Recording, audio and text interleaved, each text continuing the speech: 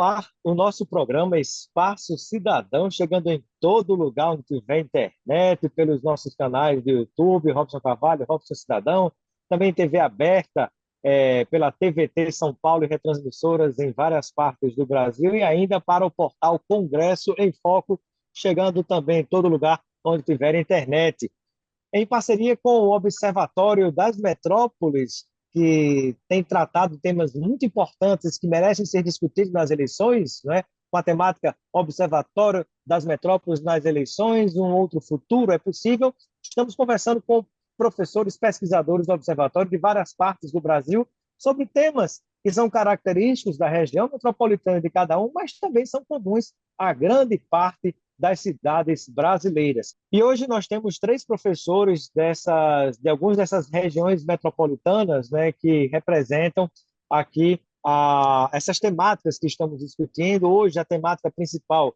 que é exatamente mobilidade urbana e transporte público, discutir como essas questões se relacionam e como impactam na vida das pessoas. Para isso, convidamos aqui a professora Ana Marcela, da Universidade Federal de Minas Gerais, ela é colombiana, também com a professora Lorena Cavalcante, que é professora da PUC de Goiás, e ainda o professor Breitner Tavares, da Universidade Federal, da UNB, Universidade de Brasília, conosco aqui no nosso Espaço Cidadão. E eu dou boas-vindas já à professora Ana Marcela, pedindo que a professora Ana Marcela compartilhe um pouco conosco a visão que você tem de como é que o tema da mobilidade pode estar relacionado ao tema do transporte público, professora.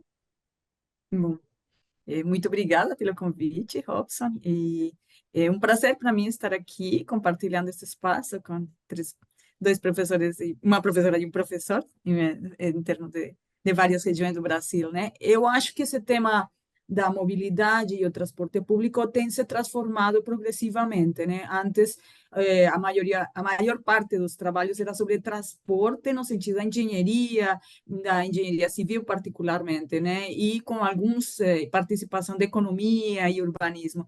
E nessa lógica se preocupava muito só pela origem e do destino das pessoas. E hoje, progressivamente, temos melhorado, incorporado outros elementos, mostrando que a mobilidade é muito mais do que o transporte público no sentido da origem e do destino, e para entender outros aspectos muito importantes, né? Como a qualidade do serviço, como o acesso econômico ao serviço, como a acessibilidade física a esse serviço, como a maneira de garantir que o transporte, e o transporte público em particular,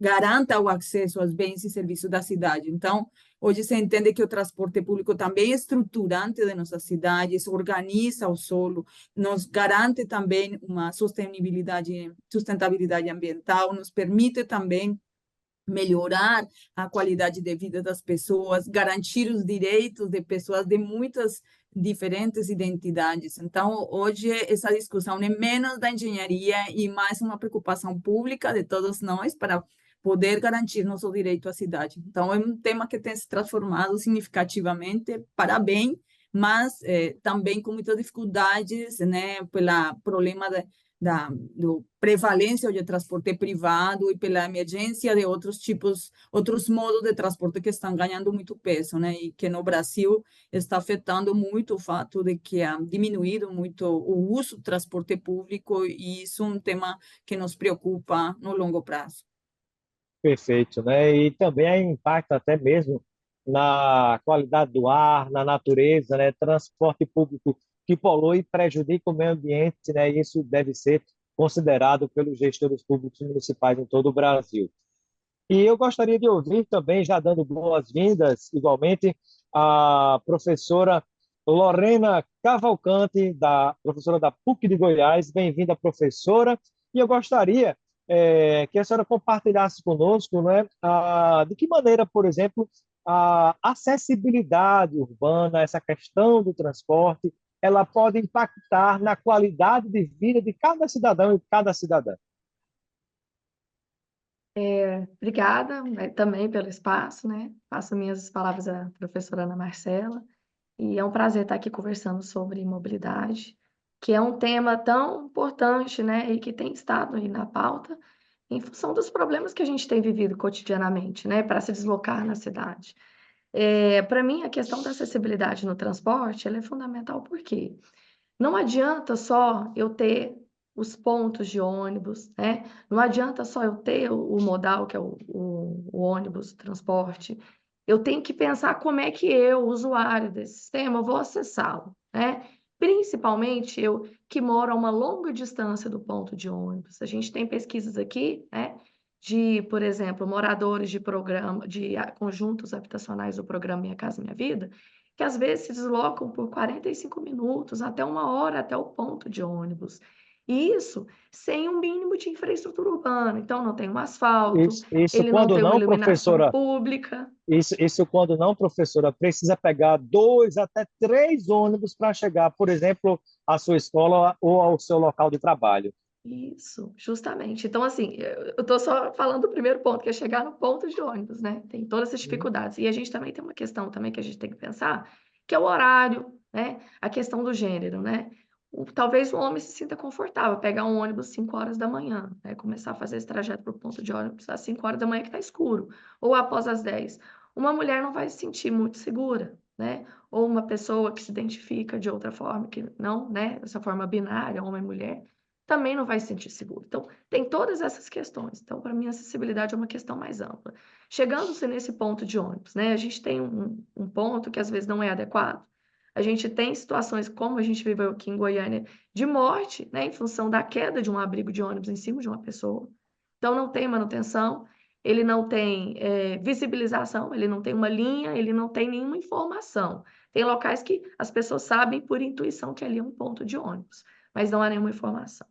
E aí, quando Muitas finalmente vezes tem chega só, esse muitas modal, vezes, professora, tem só o poste e no máximo uma placa dizendo que é um ponto de ônibus, né? isso, E parece uma coisa muito simples, um ponto de ônibus, mas é algo tão importante que a senhora está levantando, né? E me faz lembrar também algumas formas de construção de pontos de ônibus que alguns parecem uma estufa de tão fechados que são, outros chegam a parecer um enfeite que não protege nem de sol, nem de chuva, nem de vento. Né? É algo que merece também ser considerado pelas prefeituras, né? Brasil certamente. adentro, né? Certamente. A gente vê falhas nisso até inclusive em relação aos abrigos do BRT, que são novos, né?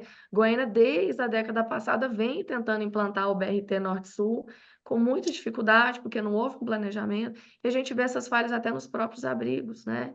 Então, nas estações. Então, é uma questão muito complicada. Aqui, por exemplo, tem locais do BRT que não pensaram nos locais do abrigo. Então, o pedestre, ele tem que se equilibrar em uma faixa aí de uns 10 a 20 centímetros de largura entre a pista de rolamento dos carros e a pista de rolamento do ônibus e esperar não ser atropelado ali, esmagado por alguém. Então é um absurdo o que a gente vive hoje, né? Sem Mesmo no dúvida. BRT. E aí, continuando essa história, chegamos, né, no modal, o modal está lá.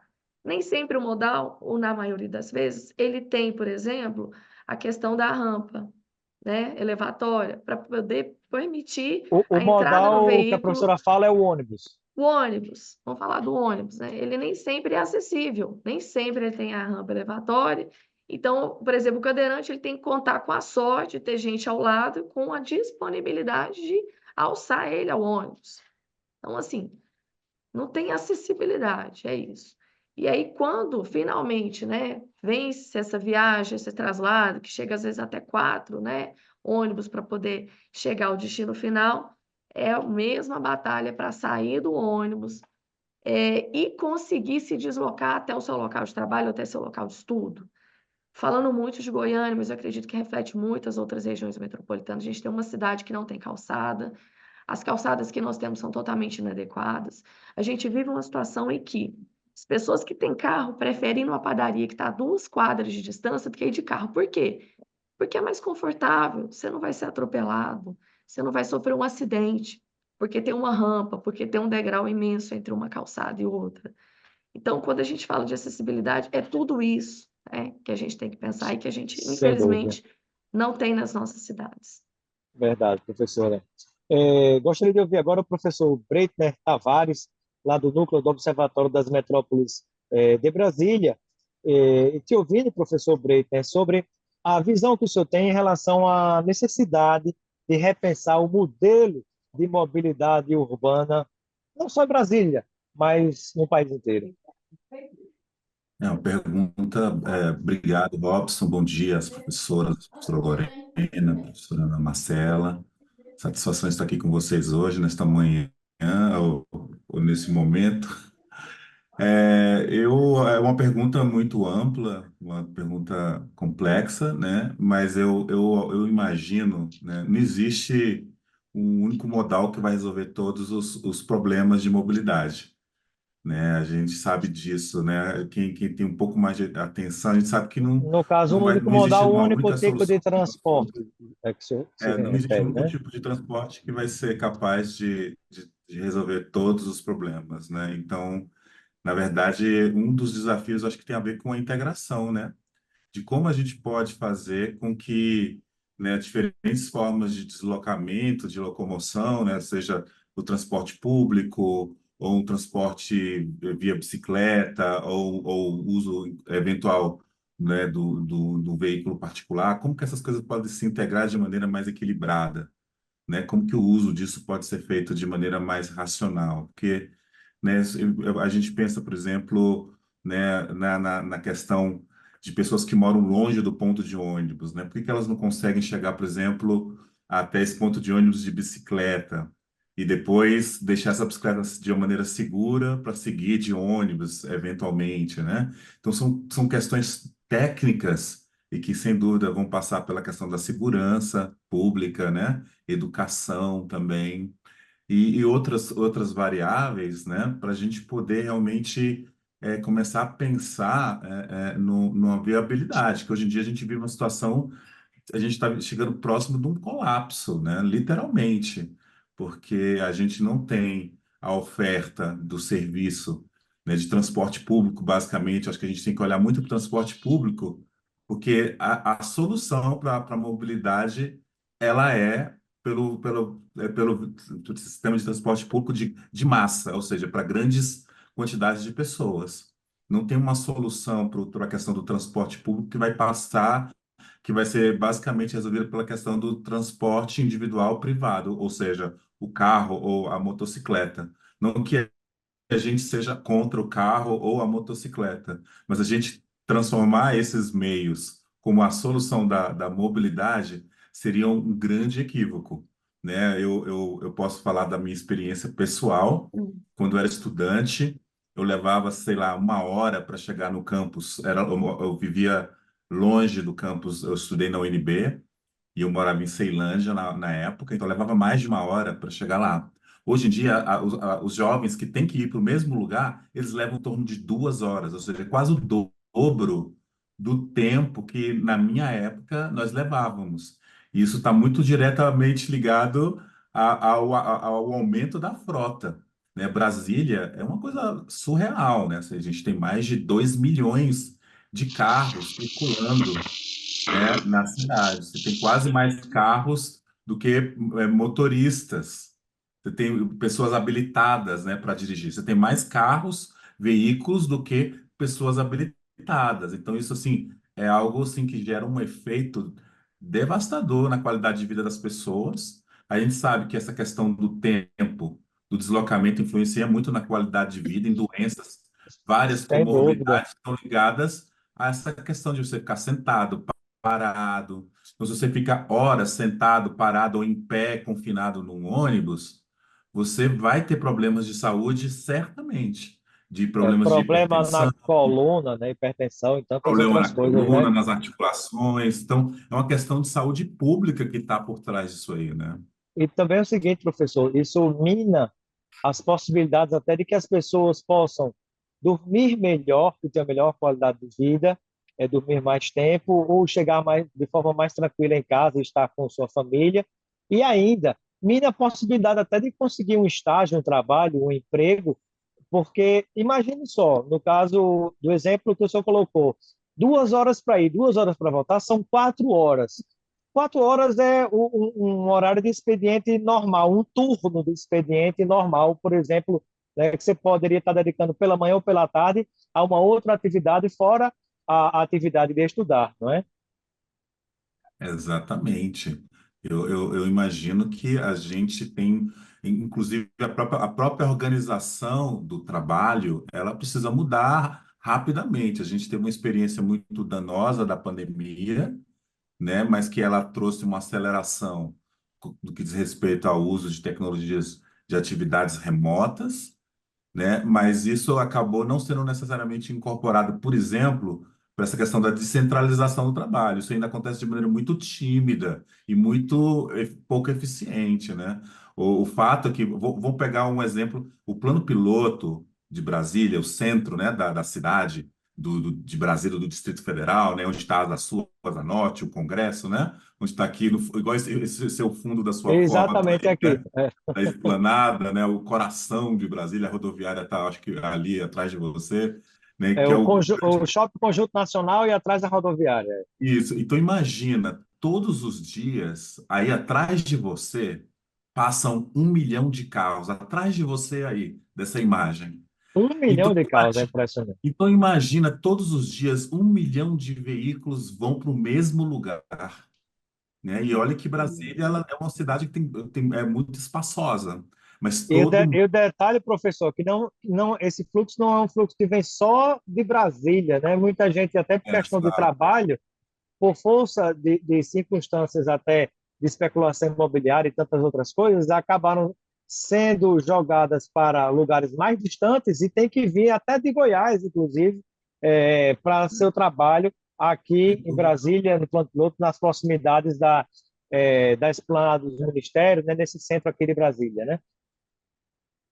Exatamente. É um coração. Você está atrás do coração, atrás de você está o coração da cidade. E é um coração que não suporta mais. É um coração hipertenso. É um coração que ele está É verdade. prestes, ele está prestes a sofrer um infarto, né? A cidade não suporta mais esse modelo. E Brasília não foi sei, e não sei se dá para colocar aí um estente aqui, né? Ou fazer uma ponte eu não, safena aqui, não vai ser tem complicado, né? espaço. É, Não tem não tem espaço. espaço. O caso é Exato. grave. Tem O caso solução, é grave. mas é grave. E É já já urgente. vamos falar sobre possibilidades, possíveis soluções que o professor poderia apontar aí como algumas ideias para a gente trabalhar essa questão.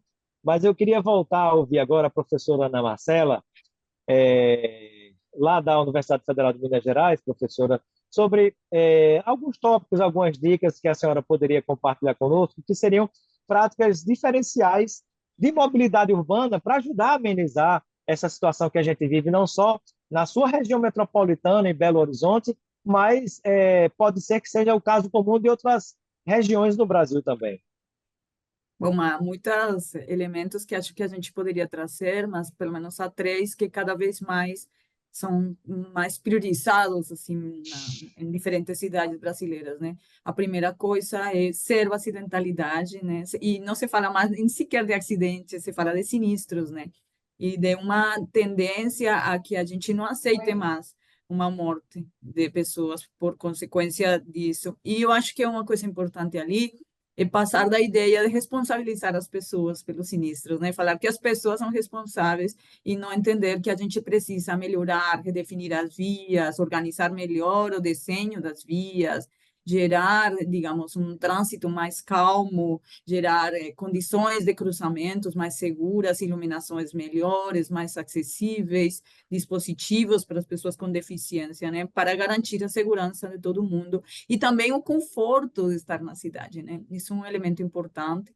O outro elemento é zero emissões, e eu acho que ali é uma responsabilidade, como o professor Breiner trouxe, de considerar outros modos de transporte e diminuir nossa pegada ambiental, né? Diminuir a quantidade de carros, como ele salientou, né? De como modificar essa matriz energética que nós usamos nas cidades, mas isso é difícil porque as pessoas têm muita dificuldade de deixar o carro, não é?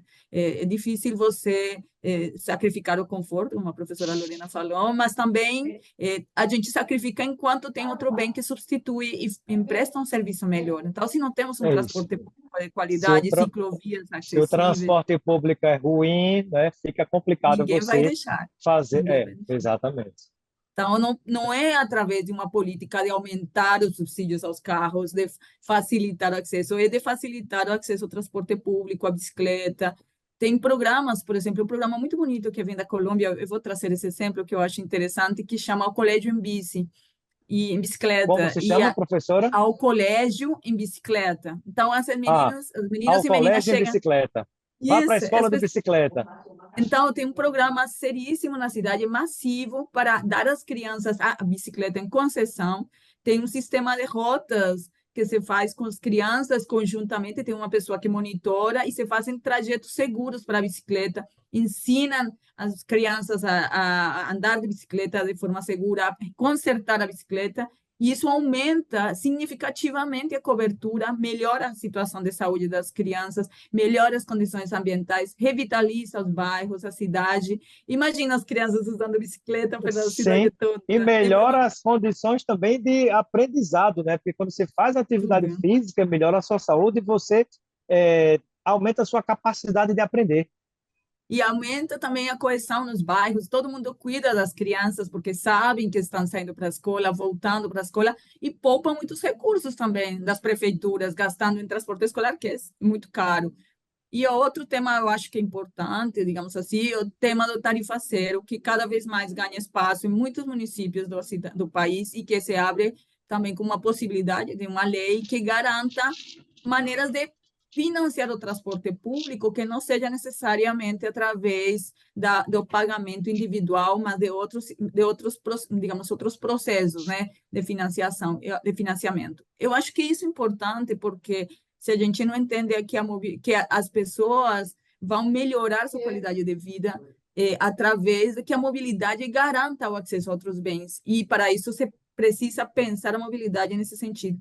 E a última coisa, eu acho, é cidades acessíveis. Ou seja, se você não tem uma boa calçada, se você não tem uma conexão entre equipamentos e trajetos de transporte público, mobilidade ativa, as pessoas não vão chegar. Então, para mim, a mobilidade não é porque só gosto tanto de pesquisar sobre o tema, mas eu acho que é tão importante na vida nossa, né? 4 horas da vida do Brenner passadas ali, tem em São Paulo são 8 horas, ou seja, é muito tempo que a gente passa É no transporte cruel, público.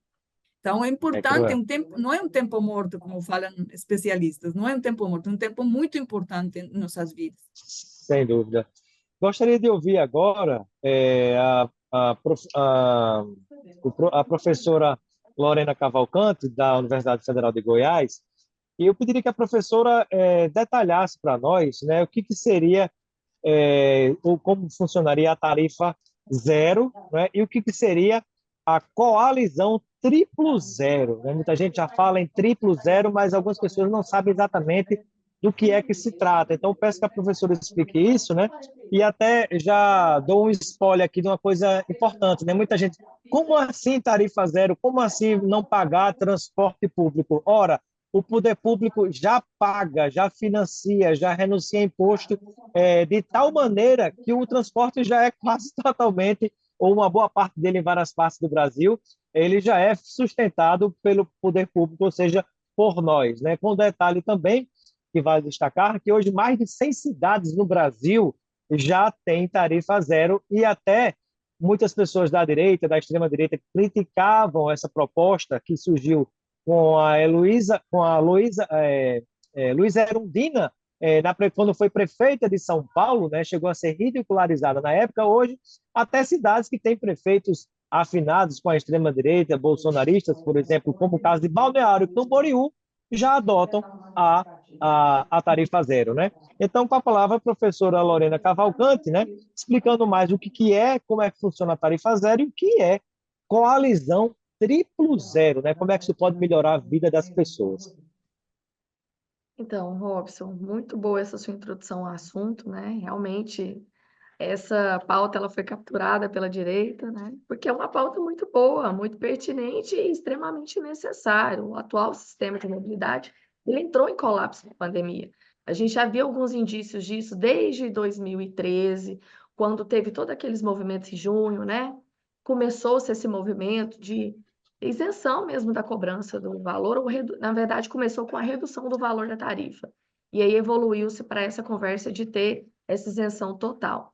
E aí agravou-se em 2015 uma crise econômica, teve também a entrada dos aplicativos, né, de motorista, então tudo isso precipitou na questão da tarifa zero começar a ser instaurada no país. E aí a gente tem realmente algumas iniciativas bem antigas, que datam aí até mesmo de início de 2000, e tem sido muito mais, assim, tem tido muito mais adesão recentemente. Realmente é uma pauta muito pertinente. Por quê?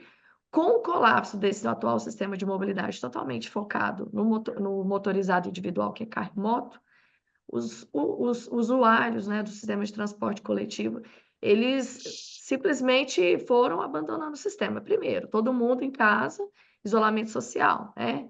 O primeiro bloco de isolamento foi de mais de 45 dias. Poucas pessoas se viram obrigadas a realmente enfrentar o trabalho presencial, né? O pessoal da saúde e algumas outras mais pessoas que não foram liberadas do trabalho presencial. Então, a gente viu uma baixa muito grande de usuários pagantes. E o sistema era muito baseado em quem pagava a tarifa. Então, com isso, teve que haver um esforço aí entre as prefeituras e elas acabaram por subsidiar grande parte da tarifa. Aqui na região metropolitana, a gente fala de metade da tarifa é subsidiada hoje, né? Tem uma divisão entre o Estado, Goiânia, que é o polo, né, da região metropolitana, Aparecida de Goiânia, que é o segundo maior município, e Senador Canedo, que é o terceiro. Então, hoje, o poder público aqui, falando em região metropolitana, paga metade do valor da tarifa. Mas aí a gente vai lembrar, pacote bondades aí, né? Apagar das luzes da gestão passada aí do governo federal, governo Bolsonaro. Teve aí um aporte de 2,5 bilhões para a gratuidade dos idosos, porque também sempre foi um problema essa questão da gratuidade. Porque quem paga a gratuidade? Quem pagava até então? Os usuários pagantes. A gente falando de RMG, 25% do sistema era de usuários que não pagavam. Então, recaía essa fatura 75% em cima de quem pagava, onerava ainda mais. Então, veio aí esse pacote de bondades com esses 2,5 bilhões e tem outro projeto aí de lei para liberar mais 5 bilhões, aí de uma forma perene, consistente, permanente. O que a gente precisa entender? O sistema, ele é bom, ele é necessário, ele vem funcionando. É claro que a gente fala em municípios que vão até 300 mil habitantes, mas a gente falar no universo de pessoas hoje que tem essa gratuidade, a gente está falando de mais de 4,5 bilhões de pessoas. É muita gente que é beneficiado com esse sistema e que já vive muito bem. Porque a gente está falando de pessoas que às vezes ganham até um salário mínimo. Você imagina o que é? Pesquisas mostram aí do IBGE, de 2018, 2019, que o gasto com o transporte ultrapassou o gasto com a alimentação. Aí, olha, gente, que situação. Eu tenho que decidir se eu vou comer ou vou pagar o transporte coletivo. É inviável isso. Ou seja, Então, você está surge ganhando, você tá ganhando dinheiro para conseguir trabalhar. para E conseguir no trabalhar é um máximo absurdo, Robson. sobreviver, né? E no máximo sobreviver, a duras penas. Então, o que acontece? Veio o movimento Triplo Zero, né? Através dessa coalizão do Triplo Zero, na verdade, vem do O que é que movimento. compõe o triplo zero? Quais são os três pontos que Vamos compõem? reduzir até pelo nosso tempo Isso, aqui, é né? isso. Tenho tendência a falar demais. O que comprou o triplo zero? É o triplo, desculpa, gente, zero mortes, né? É a gente zerar esses sinistros de trânsito, como a professora Ana Marcela falou, porque tem toda uma geração de gente que está inválida por acidente de trânsito, né? Que fica afastado muito tempo do trabalho e pior, né? As mortes de uma população muito jovem que poderia ser produtiva aí muitos e muitos anos. Então a gente Isso viria fala com da campanha zero educativa? campanha educativa, mas também a gente inverter essa nossa atual cabeça do que é mobilidade, que é focada no transporte individual, como os professores Breitner e Ana falaram, né? É a Perfeito. gente entender que o transporte coletivo de massa é a resposta. E o quanto mais o sistema é demandado, ele melhora, porque muito do sistema, dos problemas que ele enfrenta em relação à baixa demanda, locais muito distantes da cidade, com muito Perfeito. pouco adensamento, então, tem menos ônibus em menos horários e, com isso, complica-se a vida de Perfeito. quem mora nessas regiões. Então, zero mortes, zero emissões, né? Como a professora Ana e o professor De Breiter também poluentes, né? falaram. A gente precisa de ter ônibus elétrico, né? A gente precisa diminuir a quantidade de carros e motos que estão circulando hoje. É inviável, não tem caixa, né, viária que suporte tamanha pressão e tamanha demanda. E uma coisa que é importante falar, gente, Transporte coletivo, ele tem, né, quando ele é bem pensado, o BRT, que são os eixos exclusivos e preferenciais. Então, a gente tem como desempenhar uma boa velocidade, sim, no ônibus, desde que a gente tenha as condições favoráveis para isso. Os O corredores sistema seja exclusivos, pensado né? para isso, seja priorizado o transporte coletivo. Hoje a gente vive uma realidade que o transporte individual, além de ser subsidiado, a gente tem uma série de subsídios para as montadoras fazerem ofertas, colocar isso um valor mais atrativo, né? A própria política Uhum. aí do carro popular, que não tem nada de popular, ela também vem muito disso, de subsidiar esse transporte. Então, não dá para a gente continuar subsidiando esse modelo, fazendo viaduto, fazendo nós no trânsito, gargalos que cada vez mais estão só piorando a nossa realidade de tráfego O diário. custo é muito maior e o efeito positivo é bem menor, né? Justamente. Tem Poderia uma ser foto recurso sendo emblemática. investido em outras coisas, né? Justamente, tem uma foto emblemática, só para finalizar minha fala, que mostra a quantidade de pessoas que podem ser transportadas por apenas um ônibus, né? Ônibus coletivo, a quantidade de pessoas que podem ser transportadas apenas por carros e a quantidade de pessoas que podem ser transportadas apenas por moto. E aí o ônibus ganha, né? E ele ocupa menos espaço na via quando a gente pensa em ser outros modais. Então, a lógica é essa, não tem outro caminho. Se você, no mínimo, colocar 60 por baixo, né? 60 pessoas no ônibus, você está tirando 60 carros, né? Ou num vagão de um trem, de um metrô, você está tirando essa quantidade toda, né, de veículos individuais das ruas, né? Impacto em poluição, uma série de outras coisas. Se esse Bom, ônibus for vamos, elétrico, então aí o céu é o limite. com certeza, né? Então, o triplo zero é zero tarifa, zero emissão de poluentes e zero Emissões e mortes, né? zero. Muito bem. Isso. Eu vou agora para a última rodada, já me despedindo com o tópico final de cada um de vocês e que pode também colocar as considerações finais, né? Agradecendo à professora Ana Marcela, da Universidade Federal de Minas Gerais, ela que é colombiana, bem-vinda também ao nosso país, professora. E as suas considerações finais, né? Colocando também algum tópico em relação a práticas de mobilidade urbana que sejam sustentáveis para todos nós, professora. Muito obrigada e que bom estar aqui com vocês. Eu acho que tem vários aspectos que a gente tem que garantir, assim. Primeiro, a possibilidade de entender que o transporte e a mobilidade em geral, ela não pode ser pensada para uma pessoa adulta, normalmente saudável, que trabalha. Eu acho que é entender que é uma diversidade de práticas na cidade que devem ser atendidas. Não só se deve programar o transporte para estudar e trabalhar. Isso é uma vida funcional. O transporte e a mobilidade em geral, ela deve garantir que as pessoas tenham vidas mais gratificantes. Então, a possibilidade de entender que as pessoas se movimentam para lazer, para a cultura, para outras atividades, de entender que as pessoas são diferentes, então não pode ser planejado um sistema que não considere as pessoas com deficiência, as pessoas idosas, mas quando o Brasil está envelhecendo muito rápido e isso não é considerado nas políticas, então é importante considerar esses processos de envelhecimento, considerar como as crianças também podem ir para a escola e ganhar autonomia, e isso diminui muito outras, digamos, aumenta o tempo para as pessoas, para cuidar delas, de ter mais autonomia também.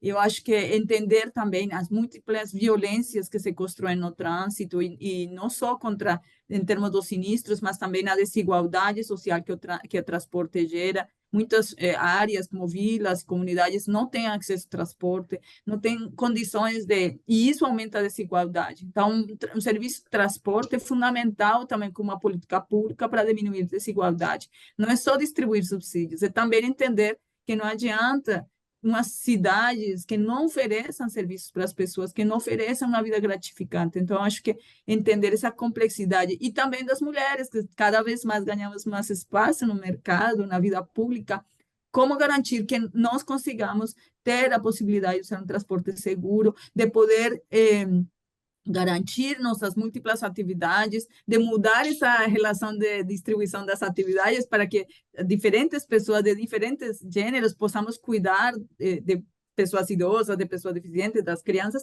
mas sem isso comprometer nossa qualidade de vida com um transporte que permita isso, que as pessoas tenham diversidade de caminhos, possibilidades.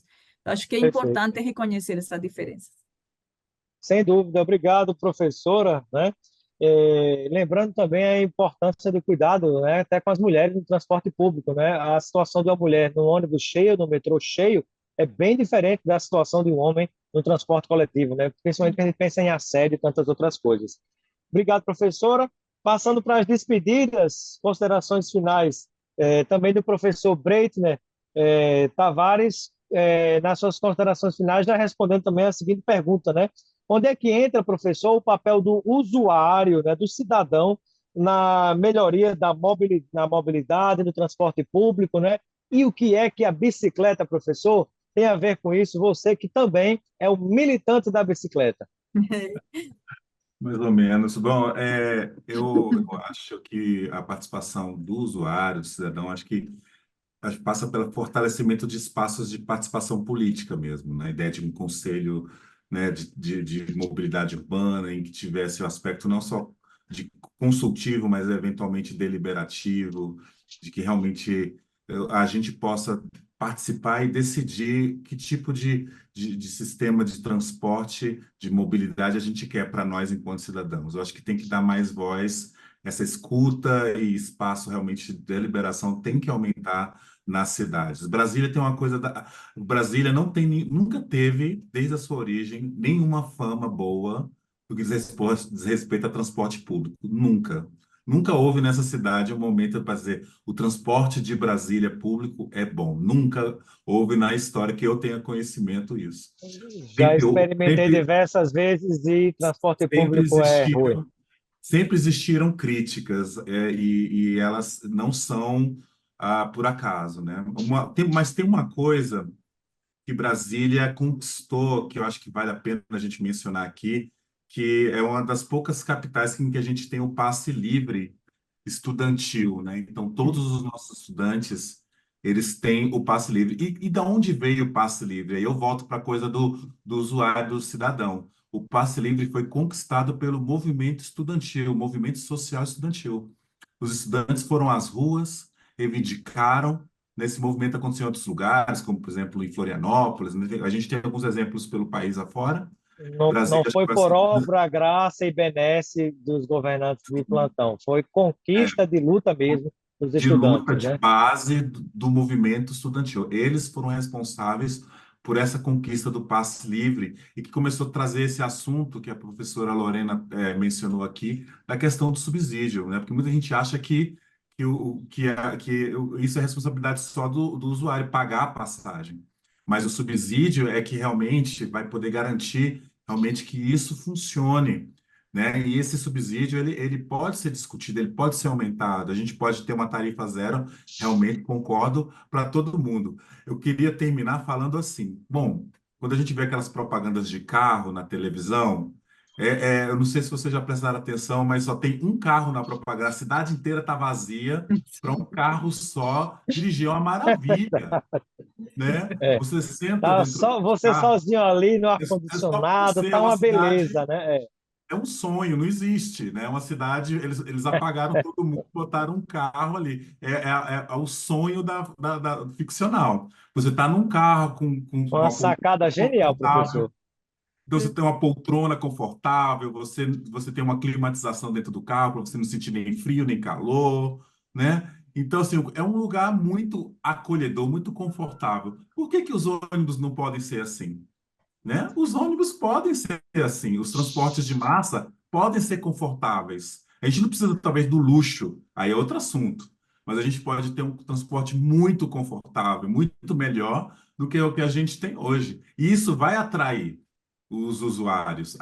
Que é a questão da segurança, inclusive, né? Se a gente tem um transporte mais seguro, mais barato, de preferência com taxa, né, com passe livre, se a gente tem um transporte climatizado, poltronas confortáveis, menos lotados, a gente vai voltar a ocupar esses espaços. E vamos deixar o carro como um modal, sei lá, para o fim de semana, ou para as férias, né? Para um outro momento, não sei. Talvez a gente nem vai precisar do modal. Eu já não tenho carro há alguns anos. Eu organizei toda a minha vida, eu sei que é um privilégio que eu tenho, né? Então, há 7 anos eu abandonei o uso do carro. Então, eu me preparei para isso, Eu estou então conseguindo há 4 anos, hein, professor? então eu uso o ônibus, eu uso o metrô, eu uso a bicicleta, eu me organizo com relação ao tempo, mas eu vejo muitas pessoas sofrendo nos transportes públicos. Eu vejo, né? Eu acompanho como usuário e eu acho que tem muito ainda para melhorar, né? E tem uma questão de orçamento, né? Que os estados também estão um pouco viciados, né, em receber valores exorbitantes de multas que são geradas o tempo todo e a educação do trânsito não evolui, né? Você não investe realmente esse dinheiro das multas na educação para o trânsito, né? Você tem uma capitalização de valores de impostos dos veículos individuais e a gente vai deixando o transporte público de lado. Então, essa lógica de mercado, ela precisa ser observada e questionada imediatamente, né? Porque a gente não Verdade, pode admitir que, em nome do capital, em nome do lucro, em nome do acúmulo, a gente destrua as cidades, que é o que a gente está sem fazendo, dúvida. crescendo a população.